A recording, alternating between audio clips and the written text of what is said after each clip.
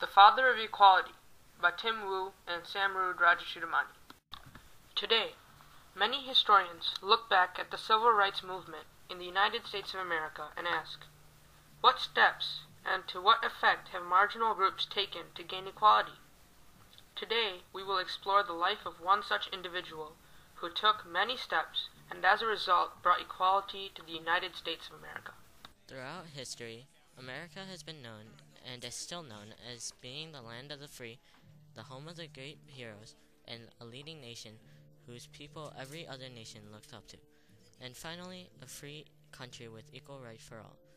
Even with this great reputation in the eyes of the whole world, the history of the United States of America illustrates a time when this country did not have equal rights for all. Starting with the slave trade to the equal rights movement for African Americans, this nation has had many problems in its social structure. Racial segregation lasted for centuries, until a man, known by the name Dr. Martin Luther King, Jr., finally put a stop to it. Dr. King is a legend, a name that no one will forget throughout time. He was a general who led the greatest movement of breaking the racial barriers in America. For most, he was and remains a prophet who led this nation out of the horrors of segregation and Jim Crow. Martin Luther King was born into a Christian family on January 15, 1929 in Atlanta, Georgia. He studied for many years, but once he finished his education, he decided to become a pastor in Dexter Avenue Baptist Church in the deep south of Montgomery, Alabama.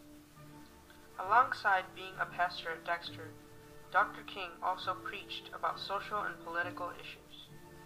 As he was settling down as a full-time preacher, many events against Black Americans led him to become a full-time civil rights activist and leader for the equal rights movement of Black Americans. This was the beginning of the end of racial segregation in the United States of America. As a civil rights activist, Dr. King had clear goals. He believed that the reign of Jim Crow must be finished. He believed that racial segregation should be finished, and he believed that equal rights for all was mandatory and must be achieved. His goals were clearly stated in his renowned I Have a Dream speech. In this speech, Dr. King said, "But 100 years later, the Negro still is not free. 100 years later, the life of the Negro is still sadly crippled by the manacles of segregation and the chains of discrimination. 100 years later, the Negro lives on a lonely island of poverty in the midst of a vast ocean of material prosperity. 100 years later, the Negro is still languishing in the corners of American society and finds himself in exile in his own land. So we have come here today to dramatize a shameful condition." This illustrates the fact that Dr. Martin Luther King wanted equal rights for his fellow Black Americans, and he believed that this goal was for equal rights could only be achieved by protesting and fighting against it. Dr. King continued to say, "I have a dream that one day this nation will rise up and live out the true meaning of its creed. We hold these truths to be self-evident, that all men are created equal. I have a dream that one day on the red hills of Georgia, the sons of former slaves and the sons of former slave owners will be able to sit down together at the table of brotherhood. I have a dream that one day even the state of Mississippi, a state sweltering with the heat of injustice, sweltering with the heat of oppression, will be transformed into an oasis of freedom and justice. I have a dream that my 4 little children will one day live in a nation where they will not be judged by the color of their skin, but by the content of their character." These were perhaps the most famous lines said by Dr. Martin Luther King Jr. They indicated his passion towards his goal of gaining equal rights and gave the audience the sense that Dr. King would never stop persevering to achieve what he wanted. These lines from his I Have a Dream speech depict his love for the nation as well as for his people.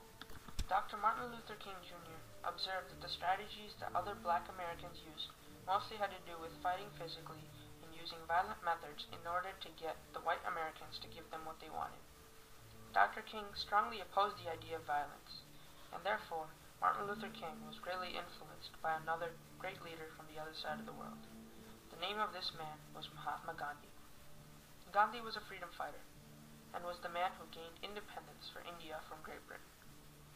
The strategies that Mahatma Gandhi used were so unique that they greatly influenced Dr. King.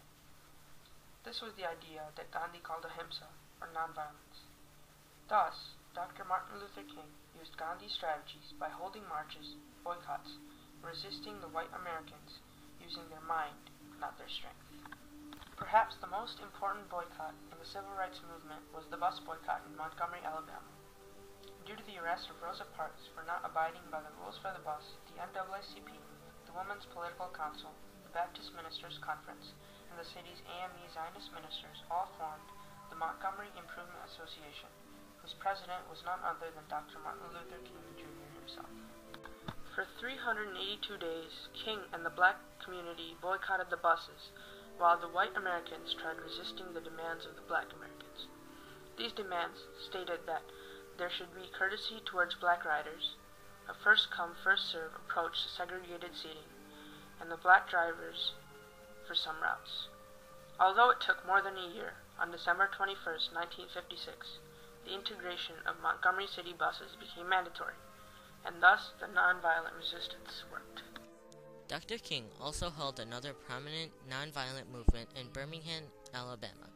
This was a march in hope to desegregate the most segregated city in the nation.